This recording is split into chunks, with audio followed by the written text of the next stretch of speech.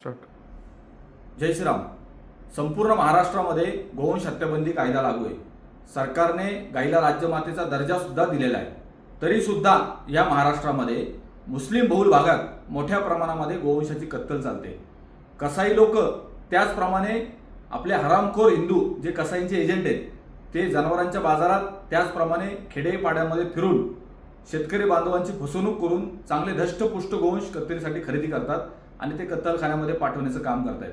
माझी सर्व बंधू भगिनींना विनंती आहे की अशा प्रकारे गोवंशाची कत्तलीसाठी वाहतूक होत असेल, कत्तलीसाठी जनावर एखाद्या ठिकाणी बांधून ठेवले असतील किंवा एखाद्या बेकायदेशीर ठिकाणी गोवंशाची कत्तल होत असेल तर आपण तातडीने पोलिसांशी संपर्क साधा. 112 नंबर हा सगळीकडे अवेलेबल आहे. 112ला फोन केल्यानंतर तातडीने पोलिसांची मदत त्या ठिकाणी मिळते. त्याचप्रमाणे कुठेही काही अडचण असल्यास तुम्ही डायरेक्ट आमच्याशी संपर्क साधा. आम्ही पोलिसांच्या मदतीने त्या ठिकाणी घुसून कायदेशीर कारवाई करू. धन्यवाद. जय श्रीराम. जय गोमाता.